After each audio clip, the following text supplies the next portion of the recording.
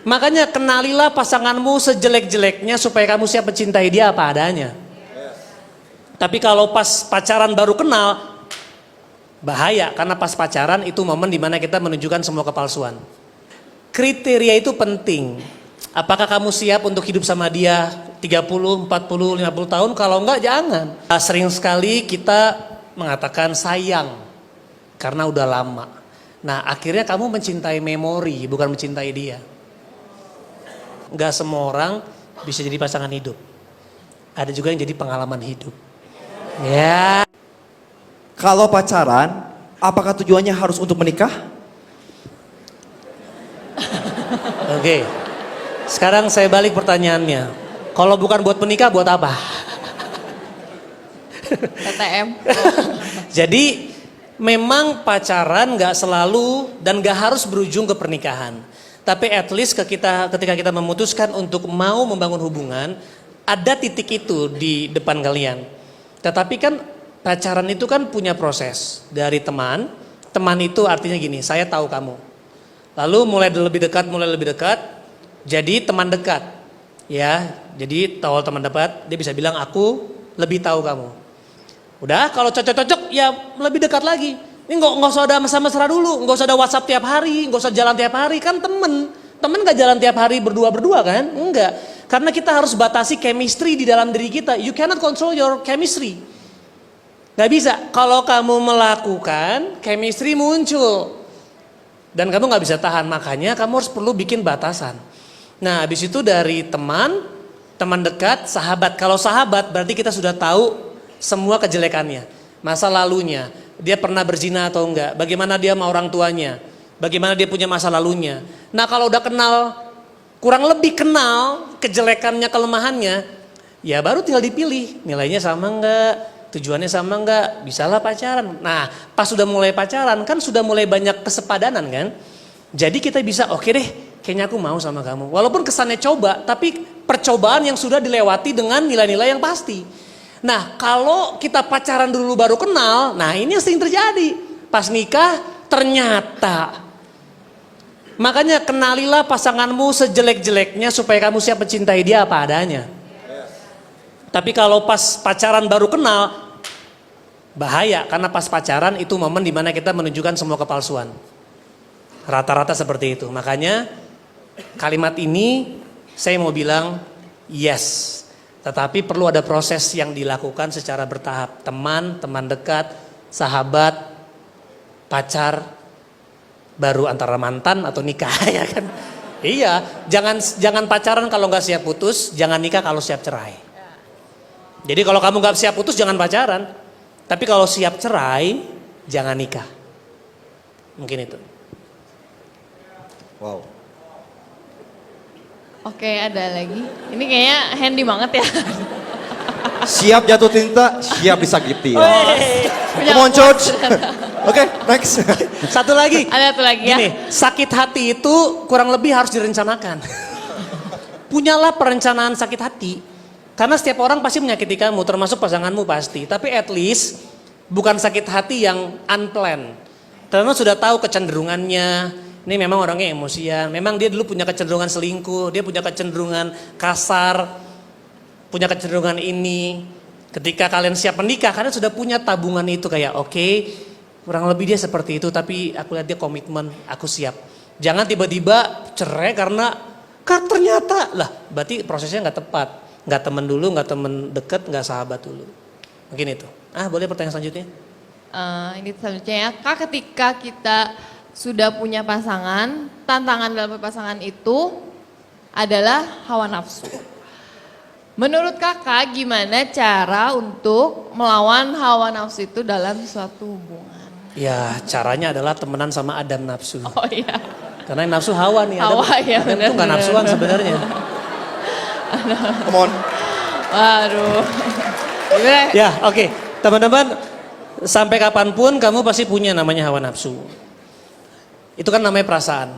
Makanya kalau mau tahu lebih jauh, datang ibadah keempat. Sedap. Ya. Saya akan bahas tentang hawa nafsu atau feeling. Nah, itu kan di satu tempat yang sama. Jadi hawa nafsu tuh bukan kayak, oh jadi penyembahan di sini, hawa nafsu di sini. Kagak, semuanya di sini dan di sini. Ya namanya the spirit of the mind. Kamu punya daging, kamu punya roh. Nah, kita mengatakan hiduplah dalam roh, maka kamu tidak akan mengikuti keinginan daging. Banyak orang menahan, saya nggak mau berdosa, saya nggak mau jatuh, tapi nggak dekat sama Tuhan, percuma lu meledak juga. Makanya tugas kita bukan menahan dosa, tapi intim sama Tuhan. Karena menahan dosa bukan, kita nggak bisa defense, kita attack. Dia bilang aku akan membangun gerejaku, pintu alam maut nggak bisa nahan. Berarti siapa yang nyerang, siapa yang bertahan? Kalau pintu alam maut nggak bisa menahan, artinya kita yang nyerang, iblis bertahan. Bahkan dia nggak bisa bertahan, karena kita lebih dari pemenang. Makanya intim sama Tuhan, hidup dalam roh. Roh adalah firman, firman adalah roh, adalah kehidupan. Intim dengan firman ya, maka kamu nggak akan lagi bertanya gimana cara nahan nafsu, karena nggak kepikiran. Karena nggak ditahan, kenapa? Udah nggak ngetek segitunya. Karena kamu sudah fokus dengan keintiman sama Tuhan, karena gairah itu sama. Ya, salah satu buku mengatakan kita nggak bisa menahan nafsu. Yang kita bisa mengelolanya dan mengalihkannya kepada sebuah penyembahan. Makanya Daud bilang, I let my flesh worship you. Wow, dia menjadikan dagingnya sebuah penyembahan. Dan itu penyembahan yang harum, terbakar banget. Jadi harus intim sama Tuhan. Intim ya berarti jawabannya Intim. ya. Oke. Pertanyaan selanjutnya adalah apakah tergocek saudara-saudara. Cara mencintai tapi dianya cuek bagaimana? Oh, cara mencintai dia tapi dianya cuek bagaimana? Apakah saya boleh bucin?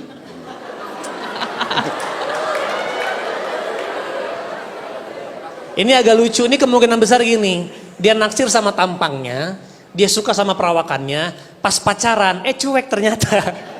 Ini juga aneh, makanya kriteria itu penting. Apakah kamu siap untuk hidup sama dia 30, 40, 50 tahun? Kalau enggak jangan. Pertanyaan ini harus mulai sebelum pacaran sebenarnya. Gitu loh. Kalau memang, karena saya menemukan ada bahkan gembala yang cuek banget, tapi dia mengasihi banget istrinya. Dan istrinya sudah tahu memang dia begitu. Jadi dia sudah expect, memang dia atur ekspektasinya bahwa memang suami saya nggak mau tuntut untuk lebih gimana-gimana. Gitu. Jadi menurut saya kita nggak bisa paksa orang untuk mencintai. Kita nggak bisa paksa orang untuk berubah. Yang kita bisa lakukan adalah paksa diri kita untuk mengasihi. Ya, karena kita punya namanya love language kan. Nah makanya sebenarnya gini, kalau orang itu benar-benar mencintai, dia akan pelajari language-mu dan dia berusaha kasih. Kalau dia cuek-cuek aja, kemungkinan besar dia nggak mengasihi kamu segitunya. Atau mungkin dia belum tahu, makanya datang ibadah keempat. Sedap. Sama ikut apa lagi? Ikut true kelas. love. Ikut kelas ini true dari love. true love semua Iya. jawabannya nih. Ya. Ada lagi ya, satu lagi ya. Saya udah pacaran lama banget, hampir 7 tahun. Oh ini Yakub ini. Yakub ya. Ini Yakub. 7 tahun. Gue juga 7 tahun sih. Oh sedap, setia ya. Saya udah punya pacar, saya udah pacaran lama banget, hampir 7 tahun. Tapi selama pacaran selalu ngerasa hubungan itu toksik. Cuman sampai sekarang saya nggak bisa relain kamu udah terlanjur lama pacaran. Dan banyak banget hal dari pacarku yang nggak bisa aku temuin dari orang lain. Mending aku pertahanin atau dilepasin. Lebih baik telanjur lama daripada telanjur rusak. Nah. Gini, sering sekali kita mengatakan sayang karena udah lama. Nah akhirnya kamu mencintai memori bukan mencintai dia. Nah makanya sebenarnya kalau memang udah lama, kalau memang toksik ya ngomong. Bilang gini, sayang kita kan sudah lama. Tapi aku ngerasa hubungan kita toksik. Gitu, jadi apakah kita mau memperbaiki atau enggak? Kalau memang enggak, sorry aku nggak bisa. Karena kalau dalam hubungan sebelum nikah ya, kamu selalu yang memberi. Kelihatannya baik kasih Kristus, tapi itu toxic. You are being abused.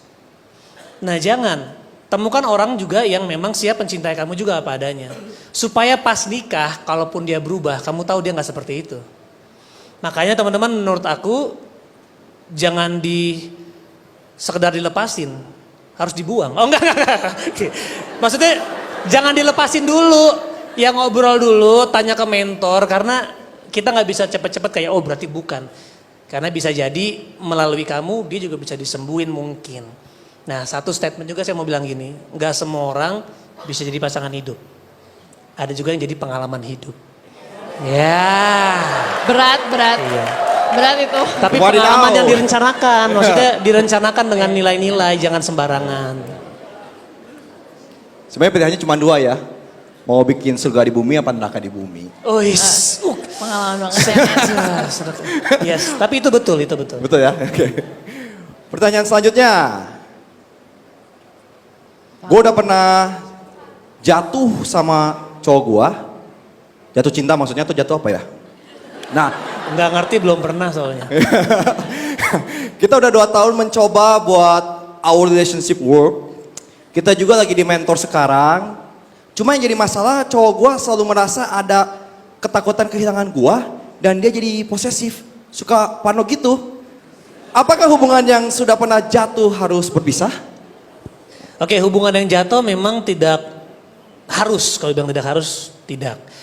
Selama kembali lagi dia mau dimentor dan berkomitmen untuk tidak jatuh lagi.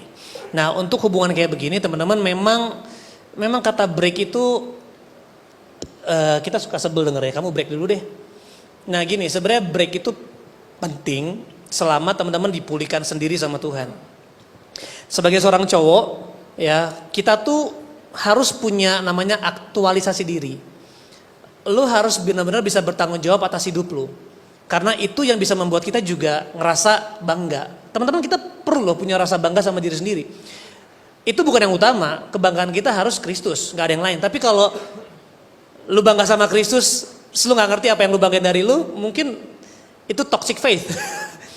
Sesuatu yang menganggap diri lu enggak, I'm nothing, terus lu takut berhubungan karena I'm nothing, gak mau pelayanan, I'm nothing, but Christ is everything. Kayaknya agak aneh, there's something wrong.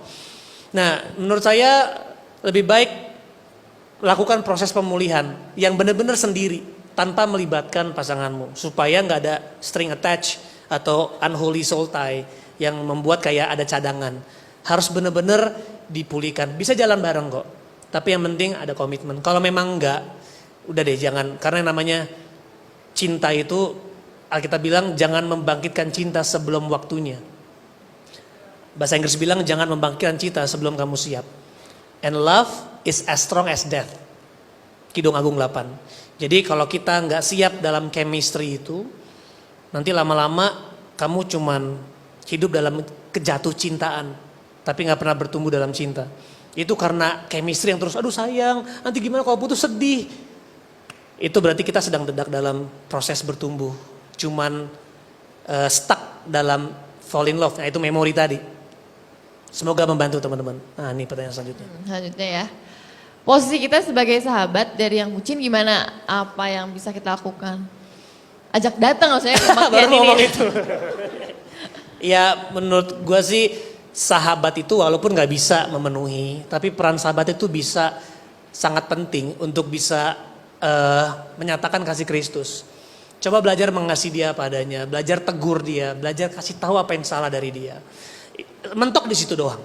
Kita cukup bisa bilang kalau menurut gua lu lagi jadi bucin, menurut gua lu lagi dikendalikan. Gitu, I love you no matter what, tapi menurut gua nggak rela aja kalau lu sampai hancur. Nah, mulai bantu dia untuk bisa mengenal Tuhan, bantu dia untuk mengenal Kristus, muridin dia, mentorin dia, atau minta bantuan entah gereja ini atau gereja di mana kamu tempat bertumbuh untuk benar-benar dimuridkan. Sama itu. Datang nanti jam 4 sore. Ya, jam 4 sore ya. Jam 4:30 maksudnya. 4:30 sorry. 4:30. Oke, karena waktu kita terbatas dan mungkin ada beberapa pertanyaan yang belum sempat terjawab juga. Kalian juga bisa kontak di ini ya, di Instagram. Di @CACC-Bandung, tinggal DM, ntar kita bakal jawab juga. Tinggal DM ya. Gitu. Oke, dilanjutin. Oke, thank you. Oke, thank you guys. God Pastor bless. Adit.